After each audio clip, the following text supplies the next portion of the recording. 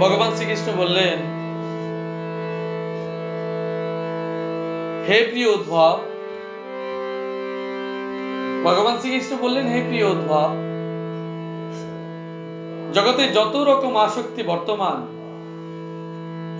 সাধু সঙ্গে সেই সবকে সমূলে অপনোদন করতে সক্ষম। আপনারা জানেন, যত প্রকার দুষ্ট সঙ্গ আছে সমস্ত সঙ্গ নষ্ট হয় সাধু সঙ্গে। যত প্রকার কুভাব আছে সমস্ত ভাব নষ্ট হয় সাধু সঙ্গে। সাধু সঙ্গ মানব জীবনের এক বিরাট সাধনা। অতীব সৌভাগ্যের ফলে মানুষ সাধু সঙ্গ পেয়ে থাকে।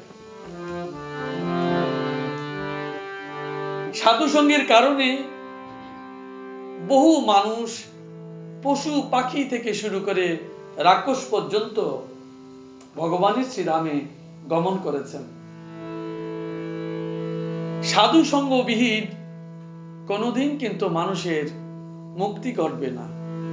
কারণ সাধুর সঙ্গে বা গুরুর সঙ্গে তৎসঙ্গ বা যারা কৃষ্ণ ভক্ত তাদের সঙ্গেই আপনার জীবনের পরমার্থিক সিদ্ধি লাভ সম্ভব হবে। অন্যথায় আপনার পরমার্থিক সিদ্ধির আর কোনো রাস্তা আছে বলে ভাগবত বলছে না।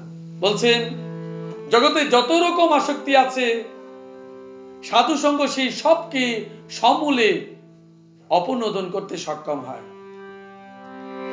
তাই হে উদ্ধব, সাধু সঙ্গ আমাকে যেমন ভাবে অভিভূত করতে সক্ষম হয়, তেমন ভাবে যোগ সাংখ্য ধর্ম পালন সাধ্যায় সাধন নয়। তাহলে যোগ কোনটাকে বলে? তোমার মনের সঙ্গে ঈশ্বরের যে সংযোগ সাধিত হয়েছে, মনের সঙ্গে প্রাণের যে সংযোগ সাধিত হয়েছে, ঈশ্বরের সঙ্গে যে সংযোগ সাধিত হয়েছে, যে মন দিয়ে তুমি ঈশ্বরের লয়প্রাপ্ত হয়েছ, যুগে যুক্ত হয়েছ, তার চরণে তুমি আকৃষ্ট হয়েছ, ওই চরণে আকৃষ্ট হওয়াই যুক্ত হওয়াটাই যোগ, বিযুক্ত হওয়াটাই বিয়োগ। বলতেন সাংখ্য। এই সাংখ্য তত্ত্ব কি? আত্মতত্ত্ব এবং দেহতত্ত্ব। আত্মতত্ত্ব এবং দেহতত্ত্ব হচ্ছে সাংখ্য তত্ত্ব। এই সাংখ্য তত্ত্ব কিভাবে বুঝি? গীতার 3য় অধ্যায়ে আপনারা দেখবেন সাংখ্য যোগে দুটো তত্ত্বের কথা বলেছে। কি তত্ত্ব? একটা হচ্ছে দেহতত্ত্ব, আরেকটা হচ্ছে আত্মতত্ত্ব। এই দেহতত্ত্বের স্বরূপকে আমরা জানি, আপনারা জানেন। এই দেহতত্ত্বের স্বরূপকে আপনারা জানেন। আপনারা দেখুন সারা জীবন ভগবানকে ডেকেছেন, কিভাবে ডেকেছেন সেটা আপনারা জানেন। যদি ডেকে থাকেন তো আপনাদের চরণে আমার কোটি কোটি প্রণাম। আর যদি নাও ডেকে থাকেন তবু কোটি কোটি প্রণাম। বলে কেন? কারণ সর্বজগতই পরম ব্রহ্মময়, সমগ্র জগতেই পরম ব্রহ্মময়। তাই আমি আপনাদের চরণে কোটি কোটি প্রণাম জানাই। দেখুন সাংখ্য এই দেহের তত্ত্ব, এটা কেমন জিনিস? 5টা কর্মেন্দ্রিয়, 5টা জ্ঞানেন্দ্রিয় এবং 5 মহাতত্ত্ব। তাহলে 5টা কর্মেন্দ্রিয়, 5টা জ্ঞানেন্দ্রিয়, 5 মহাতত্ত্ব, পঞ্চভূত 20টা হয়েছে, 4 অন্তঃকরণ। এই 24 তত্ত্ব দেহের অ্যানালাইসিস করলে, দেহটাকে যদি বিশ্লেষণ করেন, এটা আপনি পেয়ে যাবেন। এবার দেখুন পঞ্চভৌতিকটার যে বিকার হয়েছে, জলে যদি রস না থাকে জলের স্বাদ পাওয়া যায় না। বা চিনির যদি স্বাদ না থাকে তুমি মিষ্টতা বুঝতে পারবে? নুনের যদি স্বাদ না খেয়ে তুমি নোনতা বুঝতে পারবে? রসেন্দ্রিয় রসে বুঝেছে, রূপেন্দ্রিয় রূপে দেখেছে, শ্রবণেন্দ্রিয় কীর্তন শুনেছে, এভাবে একে একে স্পর্শেন্দ্রিয় ত্বক, এভাবে একে একে সমগ্র ইন্দ্রিয় অনুভূতি হয়েছে এবং তাদের বিকার সাধনে 5 মহাতত্ত্ব হয়েছে এবং অভিমান অহংকার স্বরূপ হয়ে সমগ্র জগতের সৃষ্টি হয়েছে। তাহলে ওই 25তম তত্ত্বটাই হচ্ছেন ভগবান শ্রীহরি। অথবা অন্যথায় অনেকেই বলেন 28তম তত্ত্ব। এই 28তম তত্ত্বটা কি? তাহলে 24 তত্ত্বের সঙ্গে বাকি 3টি যুক্ত করো। ত্রিগুণময়ী মানব দেহ, সত্য রজতম। এই ত্রিগুণটা কি? কখনো কখনো মানব রাগান্বিত হন, ক্রোধান্বিত হন, তখন তার তমগুণ আসে। কখনো কখনো মানব অভিমানজনিত হন, তখন রজগুণ আসে। কখনো কখনো মানুষ নির্মল গুণে প্রকাশ পান, তখন তার সত্যগুণ আসে। এই মানব দেহে 3 গুণ থাকবে। তাই 24 যোগ 3 27তম তত্ত্ব, 27। এই 27 তত্ত্বের পর 28তম তত্ত্বটাই যদি ভগবান হয়, দুটো ভাবে বলা আছে। এবার আপনি আপনার তত্ত্ব জেনেছেন, এবার আত্মতত্ত্বটা কি?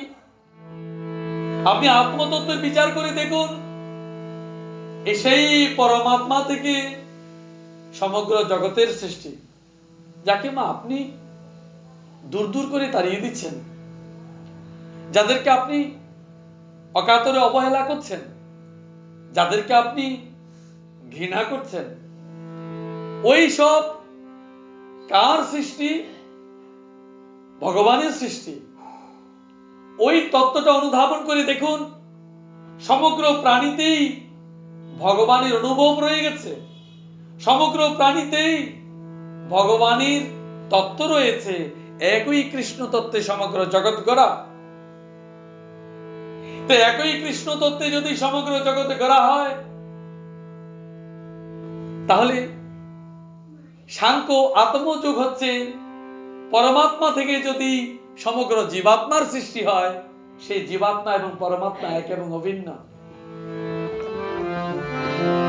তাহলে তুমি দেখো যে জীবাত্মা এবং পরমাত্মা যদি এক এবং অভিন্ন হয়, বলে সেটা কিভাবে? পরমাত্মারও বিনাশ নেই, জীবাত্মারও বিনাশ নেই। তাহলে আপনি হয়তো বলবেন যে আমরা যখন দেহ ত্যাগ করি, মরে যাই। দেখো আপনাদের কথাটা দেখুন, আপনি দেহটাকে পরিবর্তন করছেন, দেহটা ত্যাগ করছেন, কিন্তু প্রাণটা ত্যাগ করছেন, মনটা সঙ্গে যাচ্ছে, প্রারব্ধ সঙ্গে যাচ্ছে, কিন্তু আপনার ইতিহাস তো শেষ হয়নি, জীবাত্মা তো শেষ হয়নি, জীবাত্মার তো ধ্বংস হয়নি।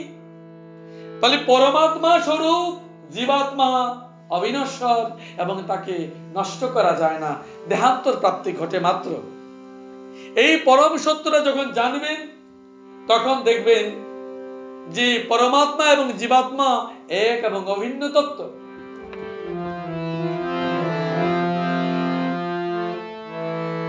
ধর্ম পালন, আপনি আপনার ধর্ম পালন করছেন তো, নাকি আপনি আপনার ধর্ম পালন করছেন না? আপনি আপনার ধর্ম কি মা জানো? তোমার ধর্ম কি? যদি তুমি স্ত্রী হও, স্ত্রীর ধর্ম পালন করো। যদি মেয়ে হও, মেয়ের ধর্ম পালন করো। যদি মা হও, মায়ের ধর্ম পালন করো। যদি জগতের সন্তান হও, জগতের কল্যাণ তুমি করো। অথবা তুমি যদি শূদ্র হও, সেবা ধর্ম পালন করো। যদি বৈশ্য হও, তোমার ব্যবসা ধর্ম পালন করো, বাণিজ্য ধর্ম পালন করো। যদি ক্ষত্রিয় হও, যোদ্ধা ধর্ম, আত্মরক্ষা করবার কৌশল তুমি জানো। যদি তুমি ব্রাহ্মণ হও, সেবা পুজো কার্য তুমি করো, পূজার কার্য তুমি করো, এবং জগতের মঙ্গল সাধনের জন্য তুমি ছুটে বেরাও। যদি তুমি বৈষ্ণব হও, তাহলে তুমি পাপীকে উদ্ধার করো। বাঞ্ছা কল্প তরুবর্ষ কৃপা সিন্ধু বন্দেবচ পতিতানাং পাবনেভ্যো বৈষ্ণবেভ্যো নমো নমঃ। বলেছেন যে আপনি বলছেন কি, যে বাঞ্ছা কল্প তরুবর্ষ, আমার এই মনোবাসনা পূরণকারী। আপনারা জানেন এই স্বধর্ম বৈষ্ণবের ধর্ম কি? বৈষ্ণবের ধর্ম হচ্ছে মা ভাগবত কথা তোমার কাছে পৌঁছানো, ভগবান কৃষ্ণের কথা তোমার কাছে পৌঁছানো। নিছক মায়া জালে তুমি জড়াবে না, নিছক মায়া জালে তুমি জড়াবে না। যত তুমি জড়াবে তত তুমি আটকাবে। তুমি জগৎকে উদ্ধার করতে চাইছো তো জগৎকে কি করে উদ্ধার করবে? যিনি দেখো একটা প্রশ্ন করেছে, দ্রৌপদী প্রশ্ন করেছে ভগবান কৃষ্ণের কাছে, প্রভু কেশব, আমাকে যে পঞ্চ পাণ্ডবরা বস্ত্র হরণ করে, দুর্যোধন দুঃশাসন যে এই ভরা সবার মধ্যে যে কাপড় খুলেছে, বস্ত্র হরণ করেছে, বলুন আমার পাপটা কি ছিল? কি পাপ ছিল আমার, বলো। বলে না, তোমার কোনো পাপ ছিল না, কোনো পাপ ছিল না তোমার। বলছেন হে দ্রৌপদী, তুমি দুর্যোধনকে দুঃশাসনকে ক্ষমা করে দাও।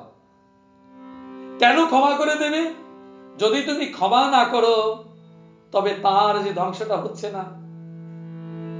তুমি জানো মা, প্রতিশোধ মানব জীবনের বড় শত্রু। আমি প্রায়শই বলি, প্রতিশোধ মানব জীবনের বড় শত্রু। প্রতিশোধের আগুনে যদি চলো, তাহলে তুমি নিজেই শেষ হয়ে যাবে। তাই ভগবান দ্রৌপদীকে বলছে, তুমি প্রতিশোধে যাবে না, তাকে ক্ষমা করে দাও। আপনারা দেখুন, তাই সধর্ম তুমি পালন করো। ঘৃণা, নিন্দা, প্রতিশোধ, পাপ, লোভ, কামনা, বাসনা, এই সমস্ত থেকে তুমি সরে যাও। শুধু একা ভগবানের সেবায় তুমি নিমিত্ত হও। এই পৃথিবীতে তুমি কি করতে পারবে? ভগবানই তো সব করে রেখেছেন। অর্জুন যখন বলেছেন যে আমি আমার আত্মীয় স্বজনকে আমি হত্যা করব না, জ্ঞাতি বোধ করে আমি রাজ্য সুখ চাই না, ভগবান বলছেন, অর্জুন তুমি দেখো খেয়াল করে, আমি সবই তো করে রেখেছি, তুমি নিমিত্ত মাত্র হও।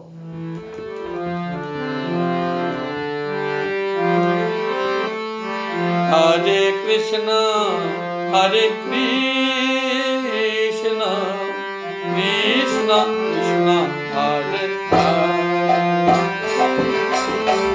হরে রাম হরে রাম রাম রাম হরে হরে।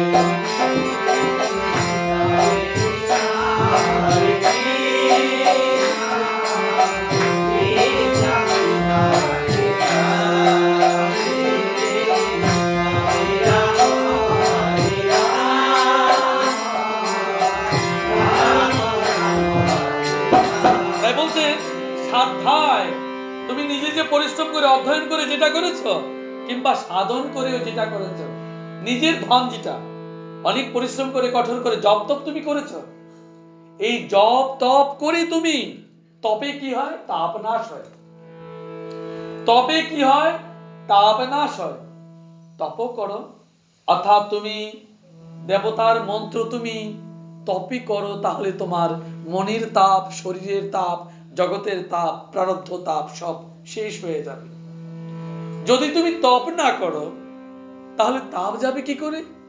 বলেছেন, তপস্যা, ত্যাগ, ইষ্টপূর্তি, দক্ষিণা তো আমি তেমন প্রসন্ন হই না।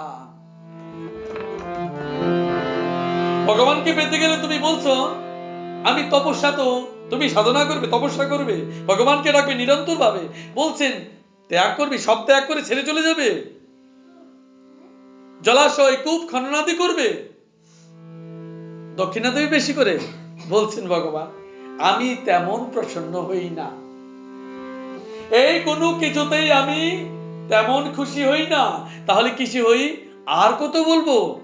ব্রত, তোমরা যে বিভিন্ন প্রকার ব্রত করো, এই ব্রততেও তিনি তুষ্ট নন। যজ্ঞ, 5 প্রকারের যজ্ঞ আছে। তোমরা কত প্রকারের যজ্ঞ জানো? এই যে দেখো, তুমি তোমার বাড়িতে অতিথি সেবা করেছো? করনি? যদি করে থাকো তো ভালো। তোমরা অতিথি বলতে কাকে বুঝো? নিজস্ব আত্মীয় স্বজন, এরা তোমার অতিথি। এরা কোনোদিন অতিথি হয় না। যারা অচেনা মুখ, অজানা, কোনোদিন জীবনে দেখনি, অযাচিত ভাবে তোমার বাড়ি এসছে, তিনি তোমার অতিথি হন। তোমরা তো অতিথির ডেফিনিশনটাই পাল্টে দিয়েছো। এবার বলেছে এই যজ্ঞে দেখো, অতিথির সেবা প্রয়োজন। বৈষ্ণব এসছে কোনোদিন তোমার বাড়িতে? বলে আমরা নিজেরাই বৈষ্ণব, তাহলে হরে কৃষ্ণ মা। তোমার বাড়িতে বৈষ্ণব এসছে কোনোদিন? বৈষ্ণব চেনো? বৈষ্ণব কাকে তুমি দেখো? ওই তিলক দিলে মালা দিয়ে বৈষ্ণব পবেছ? দামা। অন্তরে বৈষ্ণবতা না থাকলে সে কোনোদিন বৈষ্ণব নয়। বৈষ্ণবতা নয় কঠিন জিনিস। অন্তরে বৈষ্ণবতা না থাকলে কখনো তুমি বৈষ্ণব নও। তাহলে আসল বৈষ্ণবতা হচ্ছে বিকশিত ফুলের ন্যায়। বিকশিত ফুল কি করে মা? ফুলটা যখন প্রস্ফুটিত হয় কি করে? তার সৌরভ দেশে দেশে যায়। তুমি নাকে শুকো না? ফুলের সুগন্ধ তোমাকে মাটি দিয়েছে। গন্ধরাজ দেখেছো? গন্ধরাজ দেখেছো? এই গন্ধরাজ দেখো, যখন ফুটে, শিউলি ফুল যখন ফুটে, তার চতুর্দিক সুবাসিত করে ফেলে। এই সুবাসিত করে ফেলে বলে তুমি আশপাশের গন্ধ থেকে বুঝতে পারো ওই যে ফুলটা বিকশিত ফুটেছে। তাই তুমি জানো, তাই তুমি অনুভব করো, বৈষ্ণব যদি আসে, বৈষ্ণব যিনি হবেন তিনি তার জগতে কারিণী স্বরূপ, কল্যাণ স্বরূপ, তার আচার ব্যবহারে তার সর্বদিক সুবাসিত হয়ে যাবে। বলছেন ওই আরো যজ্ঞ দেখো,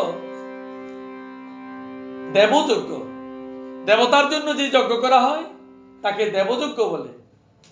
তোমরা ওই যে ছবি লাগিয়ে রেখেছো, দেখেছো তো না ছবি? ওই ছবি লাগিয়ে যখন গুরুর পুজো করছো তখন কি হচ্ছে? পিতৃদেবের পুজো হচ্ছে। তার পরিণাম কি হবে? পিতৃলোকে গমন করবে। দেবতার পুজো করলে কি যাবে? দেবলোকে যাবে। একটা সময় যখন হবে, কর্মের ফল শেষ হবে, আবার ফিরে আসবে। কিন্তু যখন ভগবানের পুজো করবে, ভগবানকে জানো? জগতে ভগবান একজনই আছেন, তার নাম কি? ভগবান শ্রী হরি। কৃষ্ণ ভিন্ন জগতে শ্রেষ্ঠ বলে কেউ নেই। মা, তোমাদের মাথাটা একেবারে গেছে, চারিদিকের নানান কথা শুনতে শুনতে তোমাদের মাথাটা একেবারে ওয়াশ হয়ে গেছে। জগতে ভগবান বলতে একজন আছে শুধু, তিনি হচ্ছেন ভগবান কৃষ্ণ। কৃষ্ণ ভিন্ন জগতে শ্রেষ্ঠ বলে আর কিচ্ছু নেই। আজ হয়তো বুঝবে না, আজ হয়তো তুমি বুঝবে না, কারণ তুমি ভালো করে গীতা পড়ো না, ভালো করে তুমি ভাগবত পড়ো না। যদি পড়ে থাকো, তোমার চরণে আমার কোটি কোটি প্রণাম, তাহলে তুমি সত্যটা জানবে। তবে তোমরা জানো, না জানলে তুমি ভাগবত পাঠের ব্যবস্থা করেছো কেন? যদি না তুমি ভাগবতে আসো, যদি না তুমি কৃষ্ণ তত্ত্বে আসো, এই জগতে আসল গুরু কে? একমাত্র শ্রীহরি। তাই কৃষ্ণ তত্ত্ববেত্তাই হচ্ছেন তোমার জীবনের আসল গুরু। আমি যদি মিথ্যে বলি মা, তুমি প্রমাণ করে দেখো, কৃষ্ণ তত্ত্ববেত্তা বিহীন গুরু হতে পারেন না।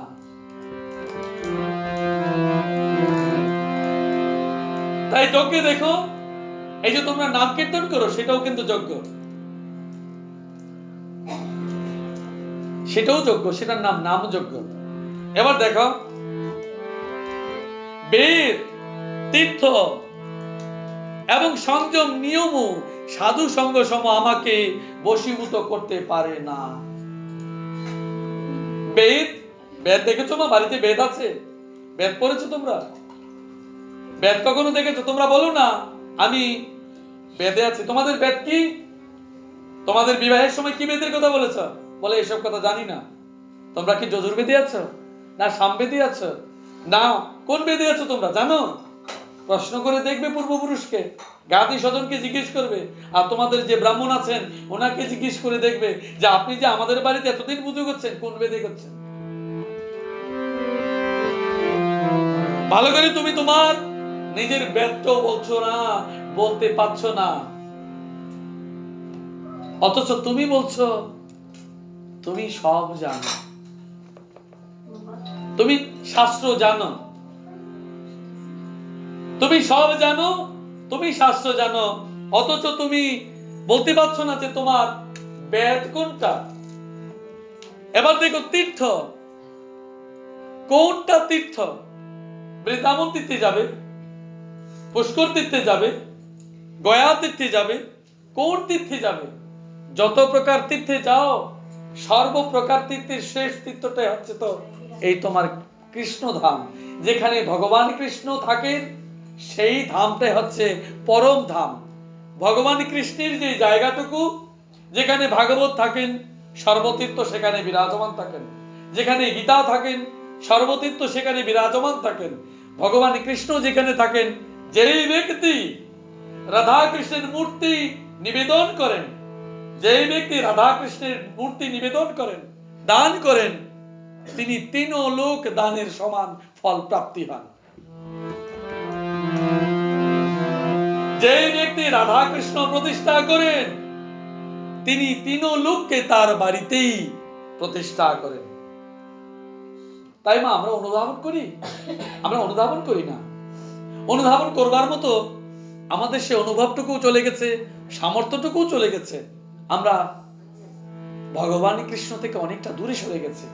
মা জানো, এই 84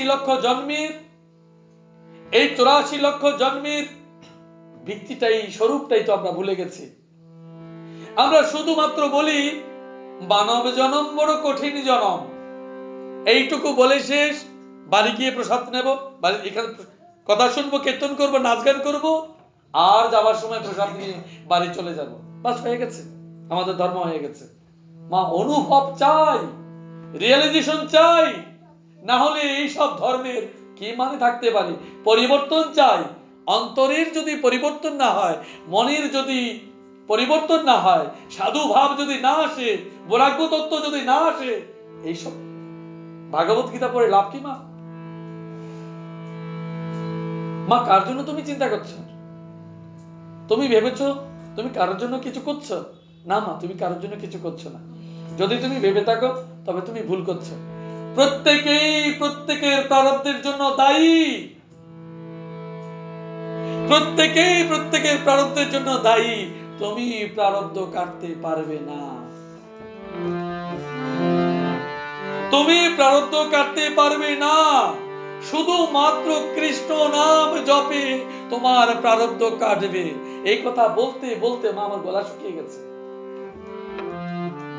তুমি যখন কিছু করবে ফল শূন্য পাবে, যখন তুমি ভগবানের কাছে নিবেদন করবে তুমি সবটা ফিরে পাবে। তুমি জানো না, আমি বলেছি বহু পাঠে, তুমি যখন ভগবানকে বাদ দিয়ে করেছো, সুদামা কি করেছে? ভগবানের কাছে গেছে তো। সুদামা স্ত্রী কি করেছে? তোমার যে সখা, তিনি তো পরম, সমগ্র জগতের তিনি পরম পুরুষ, তিনি সমগ্র জগতের পরম পুরুষ। তার কাছে গিয়ে তুমি বলো না আমরা যে এতটা কষ্ট পাচ্ছি। অগত্যা স্ত্রীর অনুরোধে তিনি, সুদামা কোথায় গেলেন? ভগবানের কাছে গেলেন তো, গেছেন তো না? গিয়েও তো ভগবানকে বলতে পারেনি, প্রভু আমি যার জন্য এসেছি তুমি সেটা আমায় দাও। দেখুন, কিন্তু অন্তর্যামী, অন্তরে সমস্ত কথা জানেন। সুদামা ফিরে এলেন, মনে মনে তিনি তো ভগবানকে বলতে পারলেন না। এসে তিনি নিজের বাড়ি চিনতে পারছেন না। মা, যাহা তুমি বদনেতে করণী প্রকাশ, সব প্রকাশ তার কাছে একই সর্বনাশ। তাই সদা সর্বদা মা শুধু ভগবানকে ডাকো, ওই উনি সব ঠিক করবেন, নিজে কিছু করবে না। হরে কৃষ্ণ হরে কৃষ্ণ কৃষ্ণ কৃষ্ণ হরে হরে রাম হরে রাম রাম রাম হরে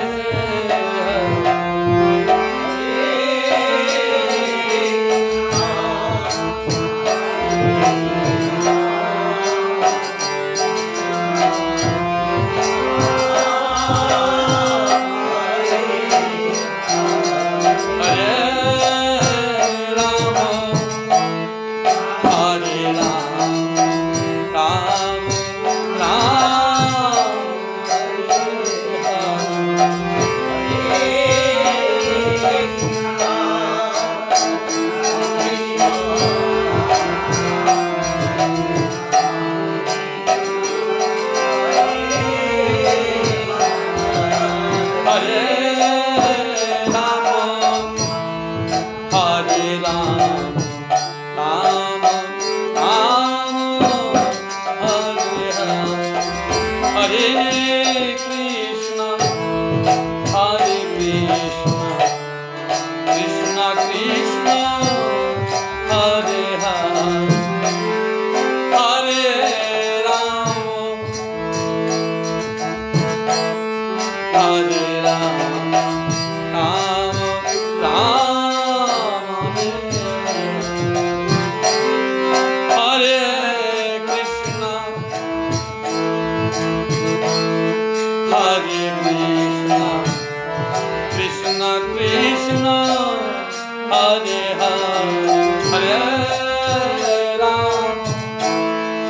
হরে রাম রাম রাম হরে হরে।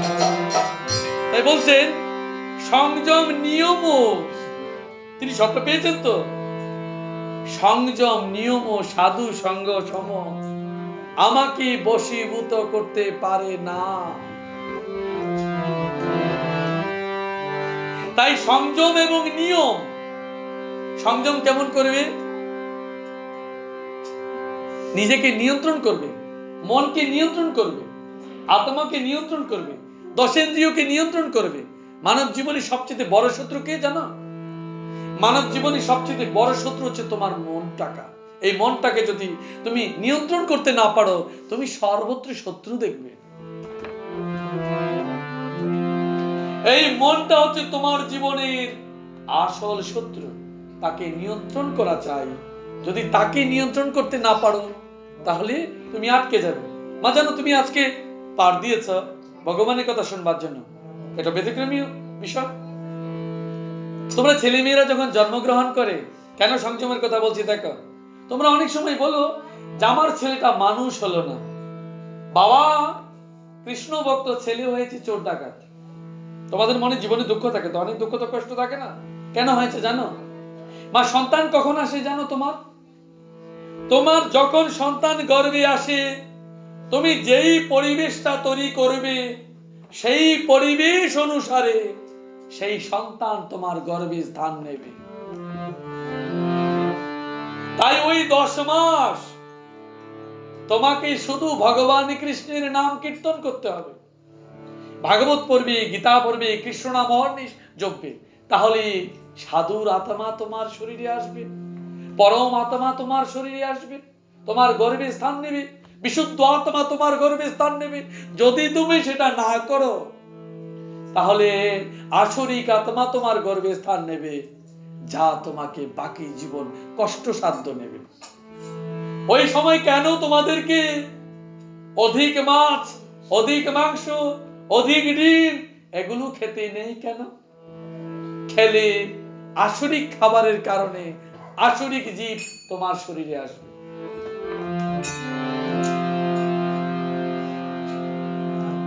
তাই তুমি কি করবে?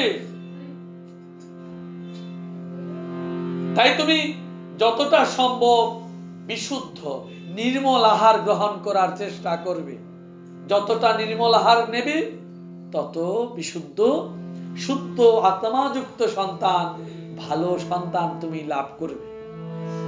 না হয় ওই হবে, তুমি যাহা চাইছো না তাহাই একদিন তোমার কাছে অসুর বিনাশক রূপে, অসুর স্বরূপে হয়ে তোমার ঘরে জন্মগ্রহণ করবে। গর্ভে সন্তান আসার পর তোমার ঘরে কি ছবি টাঙিয়েছো? ভগবান কৃষ্ণের ছবি। তোমরা কি করো? তোমরা পা কাটা কুকুরের লেজ, বাঘের ছবি, কুকুরের ছবি, পা কাটা হরিণের ছবি, নানান বিষয়বস্তু তোমার আলমারির সামনে রাখো। আমি তোমাকে নিশ্চিত বলছি, বাস্তুশাস্ত্রের নিয়ম অনুসারে তোমার ওই সন্তানটিও ওই পা কাটা যুক্ত হবে, আর স্বভাবে ওই বাঘ হরিণের মতোই, কুকুরের মতোই হবে। ওগুলো যেখানে থাকো তৎক্ষণাৎ সরিয়ে নাও, ওইসব ছবি সামনে রাখবে না। যদি রেখে থাকো, নিশ্চিন্ত থেকো, তেমনই সন্তান আসবে। বলে দেবে না মা? তোমায় তো বলছি, কেউ বলে দেবে না। আমি নিশ্চিত করে বলছি, বলবে না। এবং তুমি শোনোনি, এবং তোমাকেও কেউ বলেনি। তোমরাও তো সন্তান জন্ম দিয়েছ, ছেলে মেয়ে অনেক বড় হয়ে গেছে, তোমাকেও কেউ বলেনি মা, আমি 100% নিশ্চিত।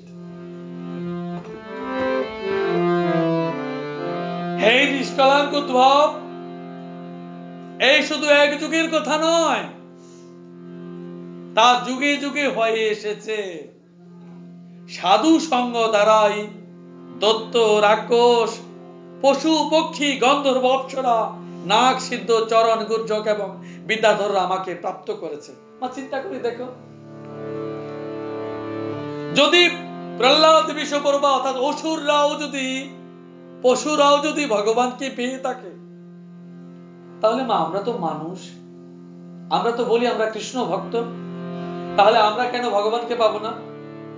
বলো না, বলো আমাকে, বলো একটু কষ্ট করে বলো।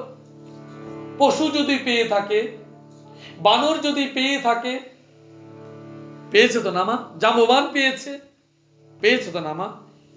এরা সকলেই পেয়েছে, অসুররা পেয়েছে, সকলেই পেয়েছে। তাহলে তুমি মানুষ হয়ে কেন পাচ্ছ না? আমায় বলো, তুমি যথার্থ মানুষ তো না? এবার তুমি নিজেকে বিচার করে দেখো মা, তুমি যথার্থ মানুষ কিনা।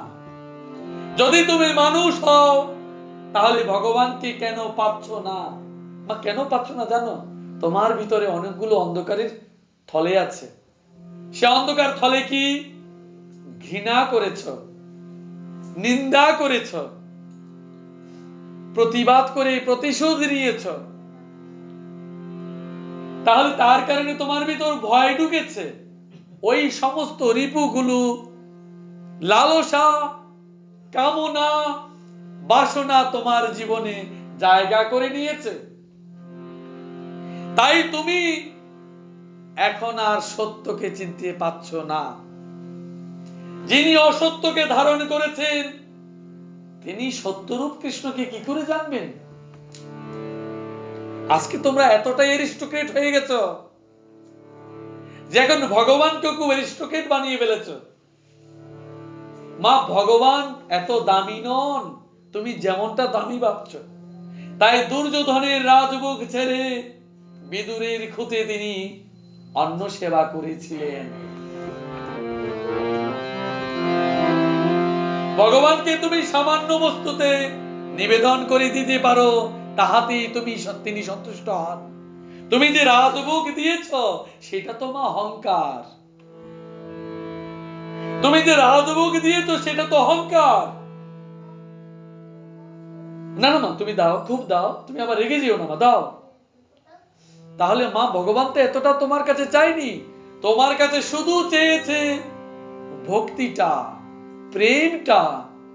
তোমার কাছে রাজভোগ তো তিনি চাননি, চেয়েছে তোমার অন্তর দিয়ে, প্রেম দিয়ে, ভালোবাসা দিয়ে তার চরণে দুটো ফুল দিতে তিনি বলেছেন। ওই প্রেম ভক্তি নিবেদন করে ভগবানকে ডাকতে বলেছেন।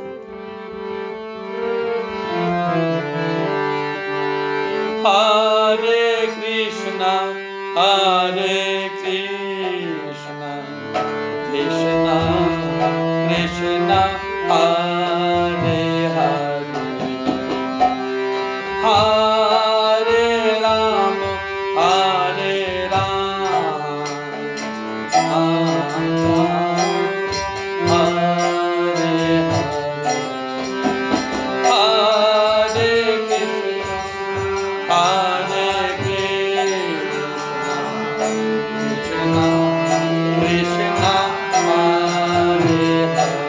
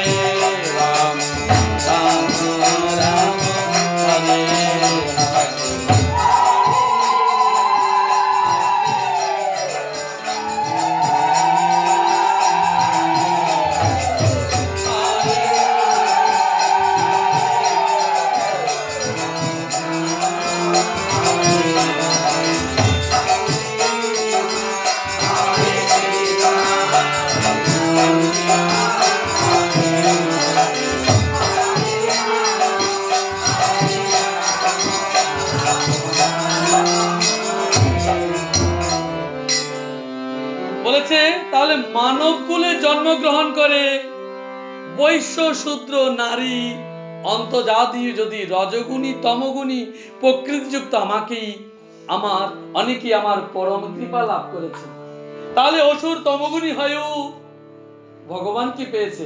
নারীও পেয়েছে। পেয়েছে তো না? এমন একজন নারীর নাম বলো তো মা, যিনি ভগবান কি পেয়েছে? তোমাদের যুগের কথা বলছে। মীরাবাই মা। আমি ওই পেছনে যাচ্ছি না মা, সামনের কথা বলছি। আর কার কথা বলবে? লক্ষ্মীরার কথা ভুলে গেছো? ওরা সকলে কিন্তু ভগবান কি পেয়েছে। পেয়েছো তো না মা? পাইনি? পেয়েছো তো না? পরমা বৈষ্ণবী ছিল তো তারা না? ওটাও জানো না? ভুলে গেছো মা? ভুলে গেছো। দেখো, নিজেকেই ভুলে গেছো।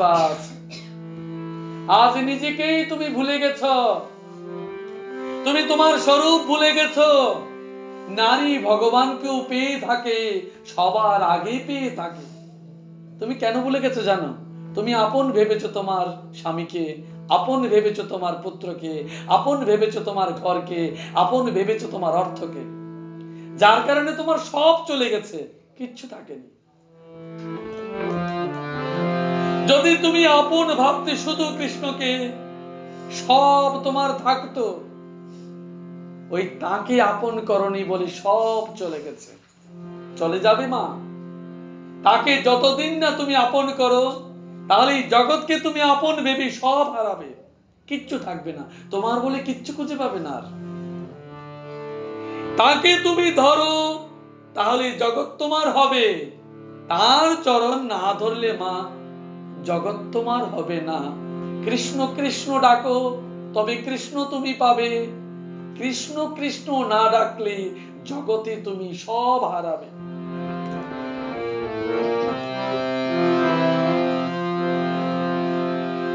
এই বানাসুর ময়দান বিভীষণ, হনুমান, জাম্ববান, গজেন্দ্র, জটায়ু সকলেই পেয়েছে। মা তুমি কেন পাচ্ছ না? একবার দেখেছো ভগবানকে অন্তর থেকে?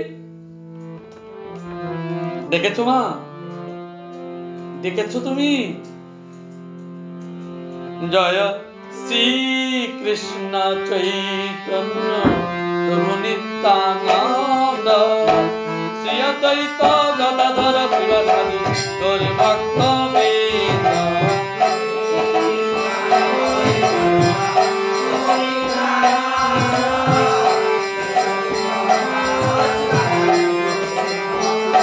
জয় শ্রী কৃষ্ণ চৈতন্য প্রভু নিত্যানন্দ, শ্রী অদ্বৈত গদাধর শিবাসাদি গৌর ভক্ত বৃন্দ।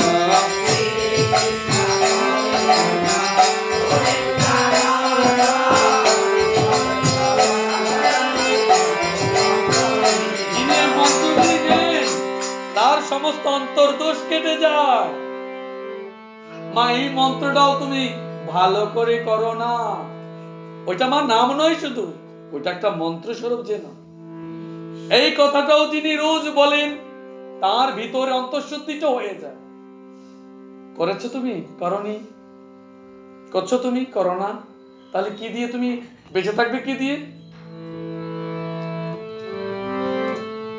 তারা বেদ সকল সাধ্যায় করেনি, অর্থাৎ তুমি বেদ কোনোদিন পড়নি, মহাপুরুষদের উপাসনাও করনি। মহাপুরুষদের উপাসনা তোমরা করো, তোমরা তো লড়াই করো আমি জানি। কেন? ওই তুমি অনুকূল ঠাকুর নিয়েছো, তিনি রামকৃষ্ণ নিয়েছেন, তিনি রাম ঠাকুর নিয়েছেন, তিনি বাবামণি নিয়েছেন।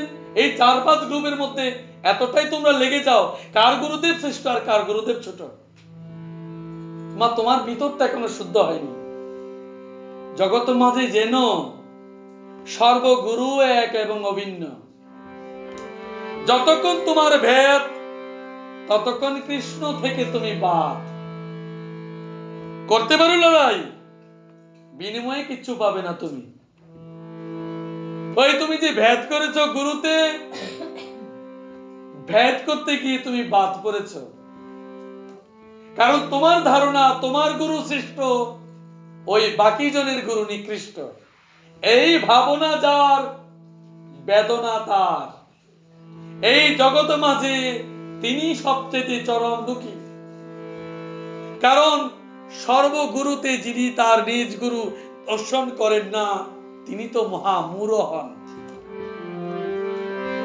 তুমি মনে করো না মা, এই মালা দিয়েছি বলে কিংবা তিলক দিয়েছি বলে আমি শ্রেষ্ঠ নই মা, আমি মহামূঢ়, যতক্ষণ না আমার ভিতর সে শাশ্বত জ্ঞান না আসে।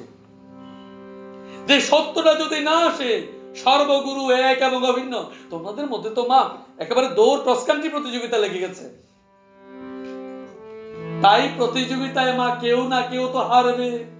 যাকে হারাচ্ছ সেও কৃষ্ণ তত্ত্ব, যিনি এগিয়ে যাচ্ছেন তিনিও কৃষ্ণ তত্ত্ব। একটা ছোট্ট কথা শুনবে, জানো কি বলেছে জানো? যারে তুমি পশ্চাতে ফেলেছ, সে তোমারই টানিছে পশ্চাতে। আচ্ছা তো না মা? যারে তুমি পেছনে ঠেলে দিচ্ছ, সেই তোমারে পেছনে ঠেলে নেবে। তাই পশ্চাতে রেখেছো যারে, সে তোমারে রাখিবি পশ্চাতে। তোমার পেছনে কাউকে ভাববে না, পেছনে কাউকে ঠেলবে না। যাকে পেছনে ঠেলছো, সে তোমারে পেছনে ঠেলে দেবে, সেই তোমারে পেছনে টেনে নেবে।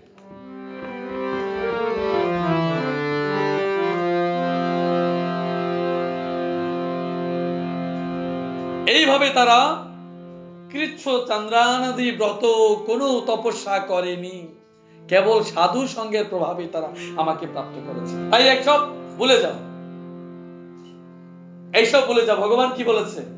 তুমি তোমার গুরু নিয়ে লড়াই করছো, আরেকজনের গুরু নিয়ে লড়াই করছে, আরেকজনের গুরু নিয়ে লড়াই করছে।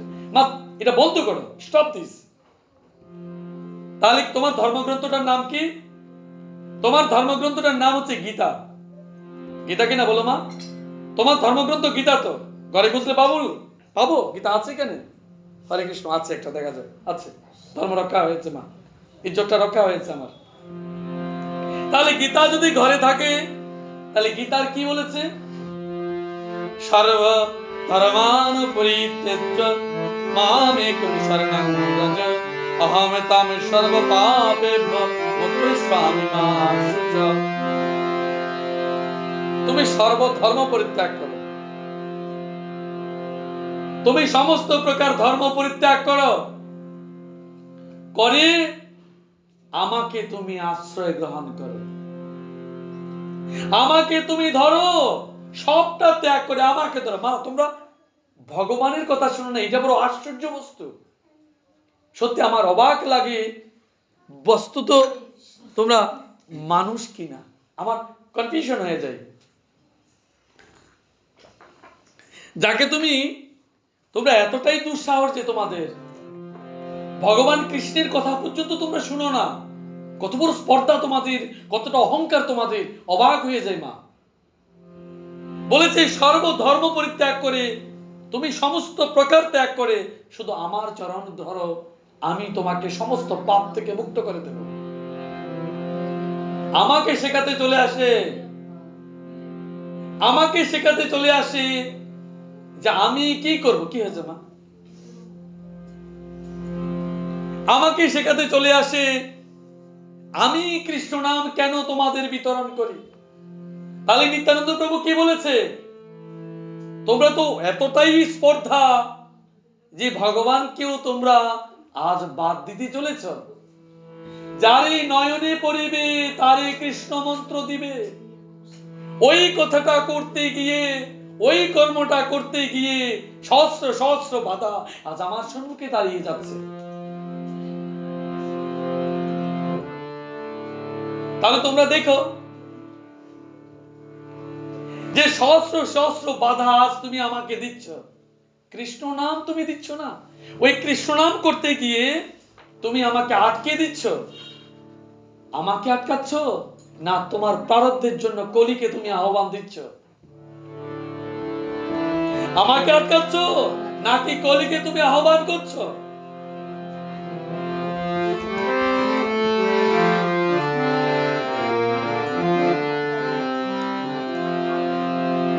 গোপীগণ, ধেনুকুল, জমলার্জুনাদি বৃক্ষ, ব্রজের মৃগাদি পশু, কালী ও আদি নাগ তারা সকলেই তো সাধনা সাধ্য সম্বন্ধে সর্বতভাবে মূঢ়বুদ্ধি ছিল।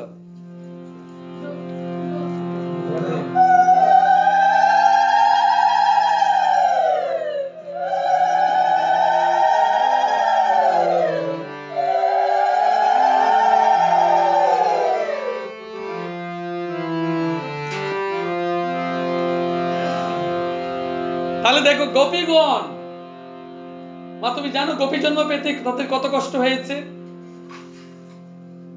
তুমি ভেবেছো রাম অবতারে তারা রামকে পেতে চেয়েছিল?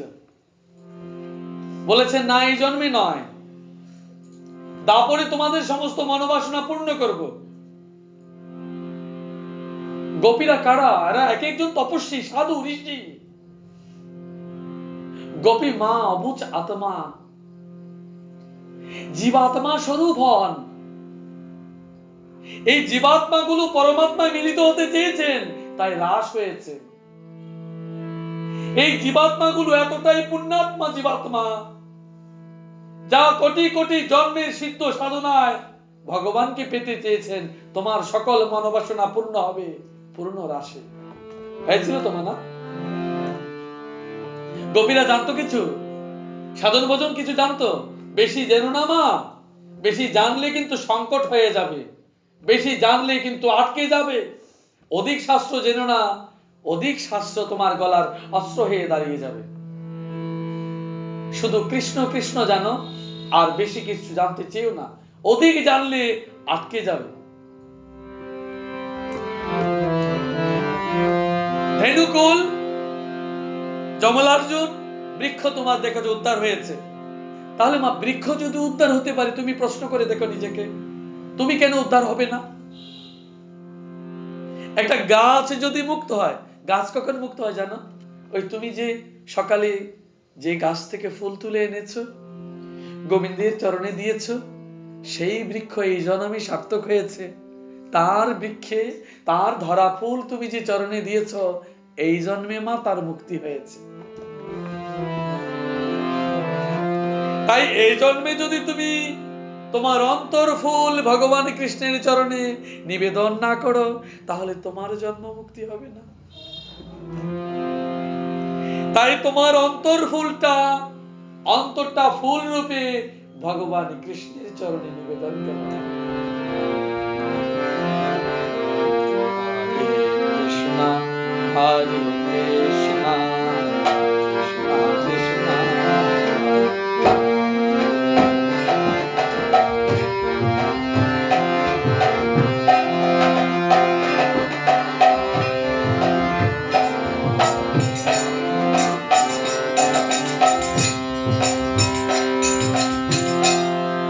ব্রতের মৃগাদি পশু। আমি গতদিন একটা কথা বলেছিলাম, তোমরা তো এত বড় দাতা, আমাকে শুধু কিনে ফেলো না মা? আমাকে শুধু কিনে তো না? আমাকে কিনেছো তো? আচ্ছা মা, কিনো কিনো। আচ্ছা ঠিক আছে, আমাকে কিনবে। এবার দেখো, ভগবানও কিনতে চেয়েছেন একজনকে, বলে কর্ণ এত বড় দাতা হয়েছে। গল্পটা বলেছি তো তোমাদের, তোমরা জানো। ভগবানও কিনতে চেয়েছেন, পরীক্ষা করতে চেয়েছেন। কাকে জানো? কর্ণকে। তিনি এত বড় দাতা, একটু যাচাই করে দেখবেন তো। তিনি যাচাই করতে গেছেন। কি মা যাচাই করতে কেমন করে গেছেন? বলে আমি তো একাদশী করেছি, দ্বাদশী পালন করবে। তিনি ব্রাহ্মণ সেজে গেছেন নাকি? আচ্ছা গেছে তো, একটা ফলেই হলো, গেল। গিয়ে বলছেন যে আমি একাদশী ব্রত পালন করেছি, আজ তো দ্বাদশী পালন করব। তবে হঠাৎ ওনার ভিতরে একটা বুদ্ধি পাকিয়েছে। কি? বলে আমি মাংসাহার না করে যে আমার আত্মতৃপ্তি হবে না। বেশ বেশ, ভগবানের এই তো অদ্ভুত পরীক্ষা। মাংসাহার করে তিনি আত্মতৃপ্তি করবেন, বেশ ভালো কথা, পালন করবেন। তো তিনি জিজ্ঞেস করেছেন, আপনি কি মৃগ মাংস চান, পশু পাখি, কোন মাংস চান? আমি অক্ষণই আপনার মনের বাসনা পূরণ করছি। বলে না না, যদি তুমি সত্যি দিতে চাও, তুমি যদি সত্যি আমাকে পালন করাতে চাও, তাহলে তুমি একটা কাজ করো। কি কাজ? তোমার একমাত্র ছেলের মাংস আমাকে রান্না করে খাওয়াবে।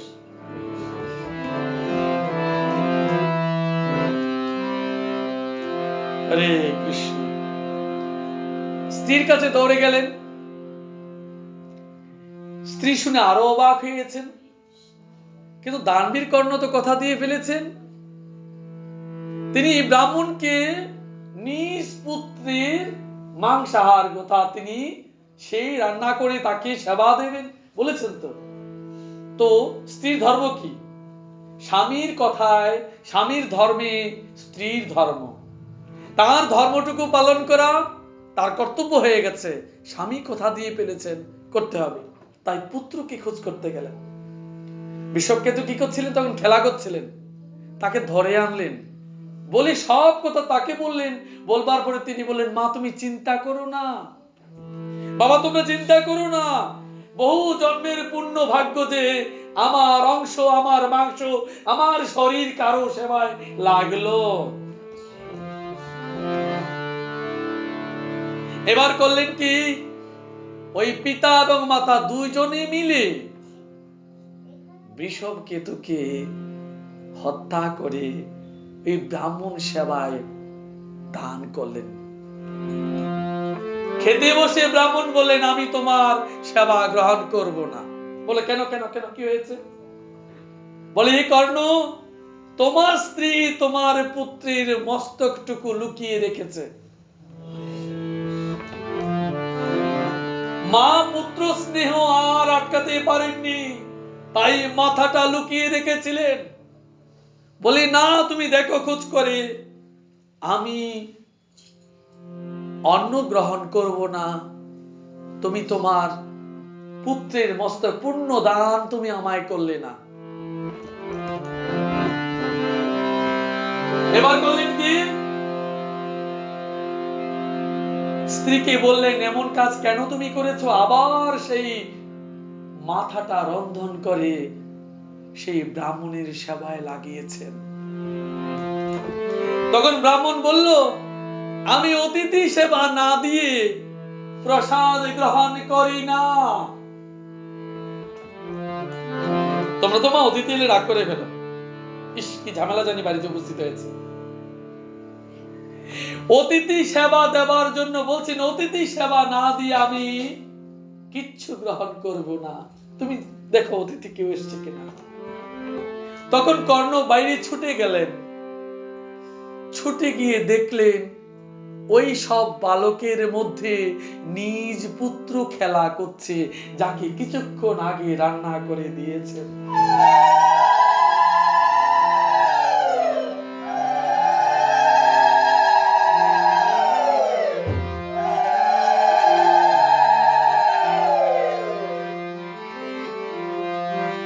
এবার বললেন কি, পুত্রকে জড়িয়ে ধরে অশ্রুকে আর থামাতে পারে? ভগবান বলছেন, কর্ণ আমি তোমায় পরীক্ষা করছিলাম, তুমি কতটা দাতা।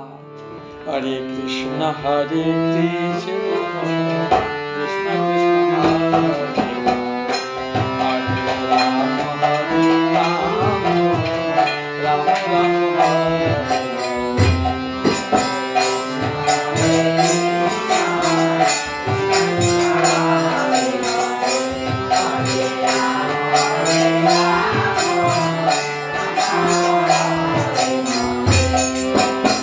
ভগবান বলছেন যে তুমি যতক্ষণ সবটা দাওনি, সবটা ফিরে পাওনি।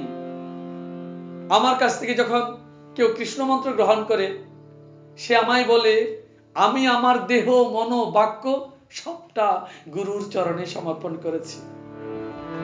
মা, এক মাস যেতে তুমি আবার ভুলে যাও? তোমার দেহ মন বাক্য সবটাই তো দিয়েছো, তাহলে তোমার বলে রইল কি?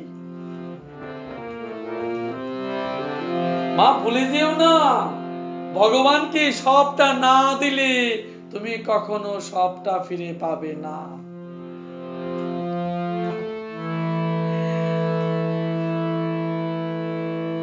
কালিও না গাদি সকলেই তো সাধনা সাধ্য সম্বন্ধে সর্বতভাবে মূঢ়বুদ্ধি ছিল। কেবল তারাই নয়, এইভাবে অনেকেই যারা প্রেমযুক্ত ভাব দ্বারাই অনায়াস আমাকে লাভ করেছে ও কৃতকৃত্য হয়েছে। তাহলে দেখুন, ভগবানকে যশোদা